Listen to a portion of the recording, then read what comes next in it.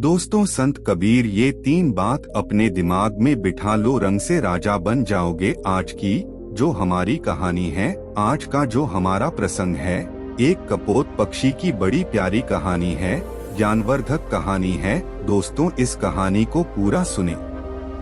ये कहानी बड़ी मोटिवेशनल कहानी है। ये कहानी आपको आपके जीवन में ढेर सारी प्रेरणा देगी।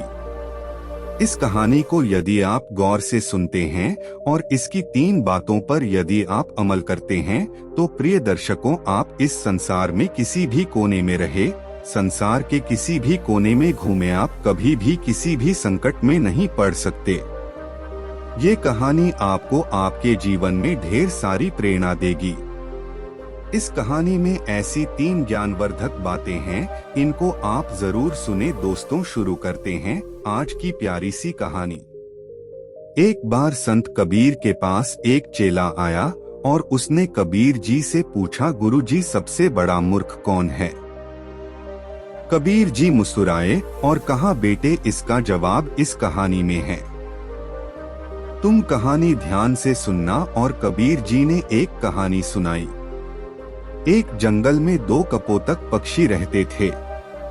बारिश का मौसम था, झिलमिल झिलमिल बारिश बरस रही थी। तब दोनों कपोतक पक्षी एक वट वृक्ष के खोखले में जाकर बैठ जाते हैं और बारिश मूसलाधार बरसने लगती है। तभी उनके पास एक तीसरा कपोतक पक्षी उड़ता हुआ और भीगता हुआ आता है और उनसे कहता है कि थोड़ी जगह मुझे भी दे दीजिए, मैं बारिश में भीग रहा हूँ। लेकिन उस वट वृक्ष के खोखले में इतनी पर्याप्त जगह नहीं थी कि 3 पक्षी आ सके, क्योंकि दोनों पहले बैठे हुए थे। उनकी इतनी ही पर्याप्त जगह थी जिसमें दोनों बैठे हुए थे। अब तीसरा पक्षी उड़ता हुआ भीगता आता है और उनसे जिद करने लगता है और उनसे कहता है कि आप मुझे थोड़ी जगह दे दीजिए, मेरी सहायता कीजिए। जब दोनों पक्षी ही जो पहले से बैठे हुए थे वो इनकार कर देते हैं। वो कहते हैं कि यहाँ पे इतनी पर्याप्त जगह नहीं है जो हम आपको बिठा सके। तब वह भीगता हुआ पक्षी कहता है कि तुम मूर्ख तो नहीं हो जो मुझे जगह नहीं दे रहे हो। तब वो दोनों पक्षी कहते हैं कि भाई, हमारे पास इतनी पर्याप्त जगह नहीं है, हम दोनों ही बड़ी मुश्किल से इसके अंदर बैठे हैं। लेकिन फिर से वो कहता है कि तुम दोनों ही मूर्खों हो। वो दोनों पक्षी फिर से कहते कि भाई, यदि हमारे पास जगह होती तो हम आपको जरूर बिठाते, लेकिन आप खुद देख लीजिए, हमारे पास इतनी पर्याप्त जगह नहीं है कि हम आपको बिठा सके। अंततः वो भीगता हुआ कपोत पक्षी उन पक्षियों के ऊपर जाकर बैठ जाता है। तब दोनों पक्षी ही उसको धक्का मार के और फिर से नीचे गिरा देते हैं। वह फिर से नीचे से उड़ता है और फिर कहता है कि तुम दोनों बिल्कुल मूर्ख हो, और फिर से उनके ऊपर जाकर बैठ जाता है और फिर से वो पक्षी उसको धक्का मारकर नीचे गिरा देते हैं। इसी तरह काफी देर चलता रहता है और वो उड़ता हुआ पक्षी उनसे बार बार कहता है कि तुम दोनों मूर्ख हो, तुम दोनों सबसे बड़े मूर्ख हो। हर बार वह इसी बात को कहता। जब वो थक जाते हैं तो भीगता हुआ पक्षी वहां से उड़कर चला जाता है और वो दोनों पक्षी उसी वट वृक्ष के खोखले में बैठे रहते हैं। तब उसका पोत तक पक्षी की पत्नी अपने पति से कहती है कि पियाजी, अभी जो पक्षी आया था कि यह बार बार हम दोनों से मूर्ख कह रहा था। यह कह रहा था कि तुम दोनों मूर्ख हो, कि तुम मूर्ख तो नहीं हो। वो बार बार इसी बात को कह रहा था। तो ये मूर्ख होता कौन है? मूर्ख होता कैसा है? मूर्ख दिखता कैसा है? आप मुझे इस बात को बताइए। तो दोस्तों, तभी कपोतक पक्षी अपनी पत्नी को एक कहानी सुनाता है और वो कहता है कि प्रिय, इस कहानी को यदि आप ध्यान से सुनोगी तो आपको यह पता चलेगा कि मूर्ख कौन होता है। तब वह अपनी पत्नी को कहानी सुनाता है और उसकी पत्नी बड़ी गौर से और बड़े ध्यान से सुनती है। कपोतक पक्षी कहानी शुरू करता है और वो कहता है कि एक नगर में एक सेठ रहता था। उसी का एक पुत्र था। सेठ ने अपने पुत्र की शादी कर दी और शादी करने के बाद सेठ का लड़का शहर चला जाता है कमाने के लिए और सेठ के लड़के की पत्नी घर पे रहती है। एक दिन सेठ के लड़के की पत्नी पनघट पर स्नान करने के लिए जाती है और वहां पे स्नान करने लग जाती है। तभी उसके पास में 3 राह चलने वाले व्यक्ति आते हैं और सेठ के लड़के की पत्नी से कहते हैं कि बाई हम बड़ी दूर से आए हैं और हमें बहुत तगड़ी प्यास लग रही है, इसलिए आप थोड़ा हमें जल पिला दीजिए। उस वक्त सेठ के लड़के की पत्नी के बदन पर इतने कपड़े नहीं थे क्योंकि वो इस समय स्नान कर रही थी। उसी वक्त तीनों राह चलने वाले व्यक्ति आ जाते हैं और उनमें से एक व्यक्ति कहता है कि हमें पानी पिला दीजिए। इस बात को कपोतक अपनी पत्नी से कह रहा है और कपोतक की पत्नी बड़ी गौर से और बड़े ध्यान से सुन रही है। कपोतक आगे कहता है कि सेठ की पत्नी उन लोगों से कहती है कि भाई तुम कौन हो। तब उनमें से एक राह चलने वाला व्यक्ति कहता है कि हम यात्री हैं और हमें बहुत प्यास लग रही है, हमें थोड़ा पानी पिला दीजिए। उस व्यक्ति की इतनी बात सुनने के बाद वो सेठ के लड़के की पत्नी कहती है कि यात्री तो सिर्फ 2 होते हैं, तुम कौन से यात्री हो। अब वो व्यक्ति बड़ी सोच में पड़ जाता है। वह सोचने लगता है कि हमें खुद को ही पता नहीं है कि हम कौन से यात्री हैं। वो यात्री उस सेठ के लड़के की पत्नी को कोई जवाब नहीं दे पाता है। तभी दूसरा व्यक्ति बोलता है और वो कहता है कि मुझे बहुत तगड़ी प्यास लग रही है और प्यास के मारे मेरे हलक सूखे जा रहे हैं, इसलिए आप मुझे पानी पिला दीजिए। वह सेठ के लड़के की पत्नी कहती है कि भाई तुम कौन हो। तब वो व्यक्ति जवाब देता है और वो कहता है कि मैं अनपढ़ गवार हूँ, आप मुझे पानी पिला दीजिए। तब उस सेठ के लड़के की पत्नी कहती है कि अनपढ़ गवार तो सिर्फ 2 होते हैं, तुम कौन से अनपढ़ गवार हो ये बताओ, तब मैं तुम्हें पानी पिलाऊंगी। लेकिन वो भी कोई जवाब नहीं दे पाता है। वो भी सोचने लगता है कि मुझे खुद को ये पता नहीं है कि मैं कौन सा अनपढ़ गवार हूँ। वो कोई जवाब नहीं दे पाता है। फिर तीसरा व्यक्ति कहता है कि बहन जी मुझे पानी पिला दीजिए, प्यास के मारे मेरे प्राण निकले जा रहे हैं। यदि कुछ देर मुझे और पानी नहीं मिला तो मेरे प्राण ही निकल जाएंगे, इसलिए आप मुझे पानी पिला दीजिए।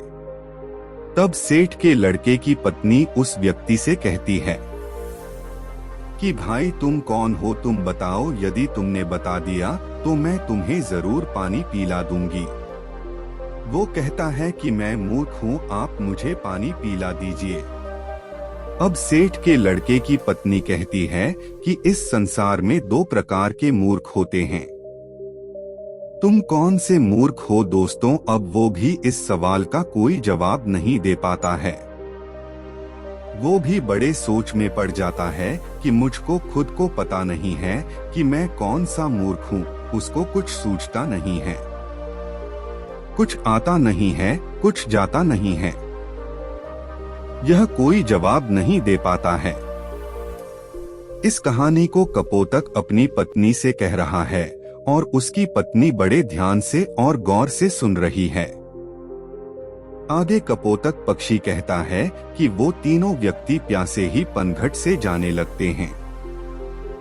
जब वो वहां से रवाना होते हैं तो सेठ के लड़के की पत्नी उनसे कहती है कि भाई आप मेरे घर चलिए, गांव से कुछ ही दूरी पर इसी रास्ते पे मेरा घर है, वहां मैं आपको जरूर पानी पिला दूंगी। तो दोस्तों वो तीनों यात्री उस सेठ के लड़के के घर आ जाते हैं और सेठ के लड़के की पत्नी स्नान करके और कपड़े पहनकर अपने घर आ जाती है।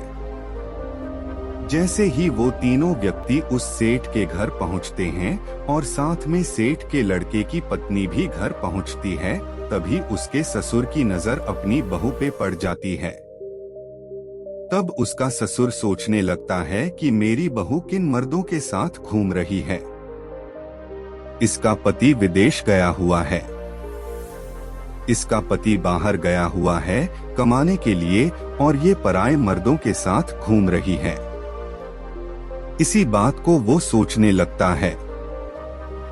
उधर सेठ के लड़के की पत्नी उन राहगीरों को अपने घर ले जाकर उनको पानी पिलाती है और तीनों को पानी पिलाकर भेज देती हैं और उनसे कहती हैं कि भाई मैंने पनघट में पानी इसीलिए नहीं पिलाया क्योंकि मैं स्नान कर रही थी और मेरे बदन पर इतने पर्याप्त कपड़े नहीं थे जो मैं तुम लोगों के समक्ष खड़ी हो सकूं। इसलिए मैंने तुम लोगों से इतने कठिन सवाल पूछे हैं। मेरा ऐसा कोई मतलब नहीं था कि मैं तुम लोगों को पानी ना पिलाऊं, इसीलिए मैं तुम लोगों को अपने घर पे लेके आई हूँ और यहाँ पर तुमको पानी पिलाकर भेज रही हूँ। अब आप बड़े प्यार से पानी पीजिए और अपनी राह चल दीजिए। तीनों राहगीर पानी पी के वहाँ से चले जाते हैं तो दोस्तों उधर सेठ के लड़के की पत्नी का ससुर सोचने लगता है कि मेरी बहू बदचलन है, मेरा लड़का बाहर काम करता है और ये पराये मर्दों के साथ घूमती है। पराये मर्दों को अपने घर पे लेके आती है, मेरे घर पे लेके आती है, यही सोचकर वह दुखी होता है। अब सोचने लगता है कि यदि किसी व्यक्ति में बीमारी आ जाए तो उसका उपचार जरूरी होता है। यदि उसका उपचार नहीं किया जाए तो बीमारी उसके रोम रोम में रम जाती है और बाद में बड़ा मुश्किल होता है। इसी बात को सोचकर वो सोचने लगता है, ठीक है, अब मेरी बहू का क्या इलाज किया जाए। यह भी बदचलन हो गई, बदमाश हो गई है, पराये मर्दों के संग घूमती है। इसका पति बाहर रहता है इसलिए यह बिगड़ चुकी है। अब इसका इलाज किया जाए तो क्या किया जाए। अब सोचने लगता है कि क्यों ना मैं इसका फैसला राजा से करवाऊं। तो दोस्तों किसी बात को सोचकर उस महिला का ससुर राजा के दरबार में पहुंच जाता है और राजा को ये सारी घटना सुनाई देता है। तभी राजा अपने सैनिकों को आदेश देता है कि जाओ सेठ के लड़के की बहू को तुरंत दरबार में हाजिर किया जाए। दोस्तों इस बात को कपोतक पक्षी अपनी पत्नी से कह रहा है और उनकी पत्नी बड़े ध्यान से और बड़े गौर से सुन रही है। तभी राजा के सैनिक सेठ के लड़के की पत्नी के पास जाते हैं और उनसे कहते हैं कि तुम्हें महाराज ने दरबार में हाजिर होने का हुक्म दिया है और तुम दरबार में चलो। तभी सेठ के लड़के की पत्नी कहती हैं कि भाई आप सबसे पहले अपने राजा से यह पूछ कराइए कि उन्होंने मुझे किस रूप में बुलाया है, बेटी के रूप में बुलाया है या बहू के रूप में बुलाया है या माँ के रूप में बुलाया है, किस रूप में उसने मुझे दरबार में बुलाया है। तभी सैनिक वापस राजा के पास में जाते हैं और राजा से कहते हैं कि महाराज सेठ के लड़के की पत्नी ने यह कहकर वापस भेजा है कि आपने उसे किस रूप में बुलाया है, बेटी के रूप में बुलाया है या बहू के रूप में बुलाया है या फिर माँ के रूप में बुलाया है। तभी राजा बड़ा सोच में पड़ जाता है कि अब मैं बुलाऊं तो किस रूप में बुलाऊं। राजा अपने मंत्रियों से सलाह लेता है तो मंत्री उसको सलाह देते हैं कि महाराज सेठ हमारे नगर का सेठ है और इसकी बेटी की बहू हमारी भी बहू लगती है, इसलिए आप उसको दरबार में बहू के रूप में बुलाइए। तभी राजा अपने सैनिकों को आदेश देता है और कहता है कि पालकी लेकर जाओ और बहू के रूप में उसको लेके आओ। तभी राजा के सैनिक फिर से पालकी लेकर सेठ के लड़के के घर पहुंचते हैं और सेठ के लड़के की पत्नी से कहते हैं कि महाराज ने तुम्हें बहू के रूप में बुलाया है। तो दोस्तों इस बात को कपोतक पक्षी अपनी पत्नी से कह रहा है और उसकी पत्नी बड़ी गौर से सुन रही है। सैनिकों की इतनी बात सुनने के बाद सेठ के लड़के की पत्नी तुरंत पालकी में बैठ जाती है और सैनिक पालकी उठाकर राजा के दरबार में ले जाते हैं। सेठ के लड़के की पत्नी राजा के दरबार में हाजिर हो जाती है। तब राजा उससे सवाल करता है, क्या तुम चरित्रहीन हो? तुम्हारा पति विदेश कमाता है और तुम पराये मर्दों के संग घूमती हो। ऐसा हमारे राज्य में नहीं हो सकता। यदि आप ऐसा काम करोगी तो हमारे राज्य को छोड़कर जाना पड़ेगा या फिर तुम्हें सजा दी जाएगी। राजा इतनी बात कहता है, तब सेठ के लड़के की पत्नी राजा को जवाब देती और कहती है कि महाराज, मैं एक पतिव्रता स्त्री हूँ, मुझ पर कलंक लगाने से पहले आप थोड़ा सोच लीजिए। क्या किसी प्यासे को पानी पिलाना, किसी भूखे को भोजन खिलाना कोई अपराध है? यदि आपके राज्य में ऐसा संविधान है कि किसी भूखे को भोजन खिलाना या प्यासे को पानी पिलाना अपराध है, तो हाँ, मैंने अपराध किया है और ये अपराध मैं बार बार करूंगी। इतनी बात सुनने के बाद राजा बड़ा चिंतित होता है और राजा कहता है, क्या मुझे पूरी बात विस्तार से बताइए कि बात क्या है? तब वो महिला सेठ के लड़के की पत्नी राजा को पूरी सच्चाई कहती है कि महाराज, मैं पन घाट पर स्नान कर रही थी। तभी 3 राह चलने वाले व्यक्ति आते हैं और वो कहते हैं कि हमें प्यास लग रही है, हमें पानी पिला दीजिए। उस वक्त मेरे बदन पे इतने पर्याप्त कपड़े नहीं थे कि उनके समक्ष में खड़ी होकर उनको पानी पिला दूं। इसीलिए मैंने बैठे बैठे उन लोगों से इतने कठिन सवाल पूछे कि वो जवाब नहीं दे सके। उसके बाद उनको मैंने अपने घर भेजा। उसके बाद मैं कपड़े पहनकर अपने घर आई। घर आने के बाद उन लोगों को मैंने पानी पिलाकर वहां से भेज दिया। अब इसमें मैंने गलत क्या किया है? उस महिला की इतनी बात सुनने के बाद राजा कहता है कि तुमने ऐसे कौन से कठिन 3 सवाल पूछे? वो सवाल हमें भी बताइए। जब सेठ के लड़के की पत्नी वो 3 सवाल राजा के समक्ष रखती है तो राजा भी बड़ा सोच में पड़ जाता है। राजा के अंतरिम मंत्री भी सोच में पड़ जाते हैं। उनसे भी इन तीनों सवालों के कोई जवाब नहीं लगते हैं। अंत में राजा परेशान हो जाता है। Are you experiencing going टू इन ट्रैप? दोस्तों, ये एक स्पेसिफिक साइकोलॉजिकल कंडीशन है जिसमें आप बहुत सारी नॉलेज और 3 सवालों के उत्तर जानने का बड़ा इच्छुक होता है। तभी राजा सेठ के लड़के की पत्नी से कहता है कि बहुरानी, हमको इन प्रश्नों के उत्तर नहीं आते हैं। हमारे किसी भी विद्वान पंडित के पास इन प्रश्नों के उत्तर नहीं है। हमारे किसी भी मंत्री के पास इन प्रश्नों के उत्तर नहीं है। तो फिर आप ही हमें इन प्रश्नों के उत्तर बता दीजिए। तब वो महिला सेठ के लड़के की पत्नी हाथ जोड़कर के राजा से कहती हैं कि महाराज, ये तीनों प्रश्न बड़े अनमोल है और इनके उत्तर उनसे भी ज्यादा अनमोल है। इसलिए आपसे विनती है, इन तीनों प्रश्नों के उत्तर मैं आपको बता दूंगी, लेकिन बदले में मुझे क्या मिलेगा? वो महिला कहती हैं कि महाराज, यदि सौदा हो तो बराबर का हो। वो महिला सेठ के लड़के की पत्नी बड़ी चतुराई से अपने दिमाग का इस्तेमाल करती है। तभी राजा बड़ी सोच में पड़ जाता है और अंततः राजा परेशान हो जाता है। सोचने लगता है कि तीनों प्रश्न बड़े अनमोल है और इन तीनों प्रश्नों का उत्तर भी बड़ा अनमोल है। इनको जानना बहुत जरूरी है। यही सोचकर राजा कहता है, दोस्तों कहते हैं ना कि जो राजा मूर्ख हो उसको कोई भी लूट सकता है, और आधा राज्य पे आप शासन करोगी और आधे पे हम करेंगे। ठीक है, आप आपके तीनों अनमोल प्रश्नों के उत्तर हमें बता दीजिए। दोस्तों, सेठ के लड़के की पत्नी वो पूरी लिखावट करवाती है। आधा राज्य अपने कब्जे में लेती है और फिर उन तीनों प्रश्नों के उत्तर बताती है। और वो कहती हैं कि महाराज, अब गौर से सुनो तीनों प्रश्नों के उत्तर। पहला प्रश्न, यात्री संसार में 2 ही है।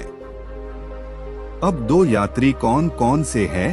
कि महाराज, पहला सूर्य और दूसरा चंद्रमा, जो रात दिन चलते रहते हैं और संसार में भ्रमण करते रहते हैं और संसार को रोशन करते रहते हैं।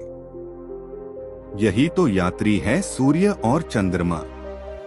दूसरा सवाल कि महाराज, अनपढ़ और गंवार 2 चीज है। वह है अन्न और पानी जो हर किसी के साथ में रहते हैं। विद्वान लोगों के साथ भी रहते हैं और मूर्ख से मूर्ख लोगों के साथ भी रहते हैं। उनका लालन पालन करते रहते हैं।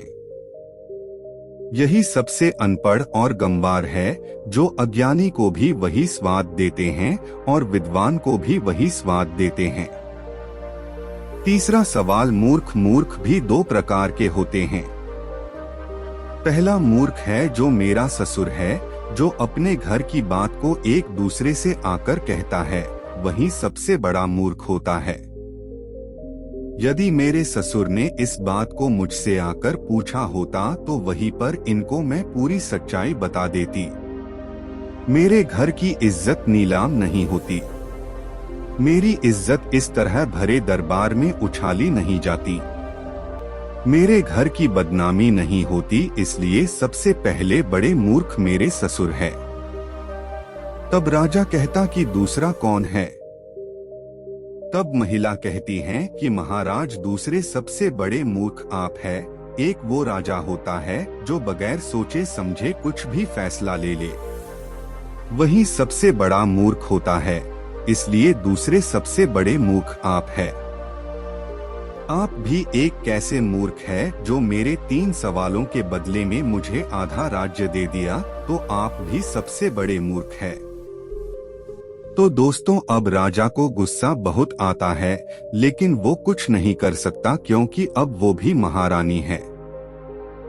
आधे राज्य की महारानी है, आधे सेना उसकी है, आधा राज्य उसका है। अब राजा कुछ नहीं कर सकता था। तो दोस्तों, इस तरीके से अपने दिमाग का सदुपयोग करते हुए उस सेठ के लड़के की पत्नी एक महारानी बन जाती है।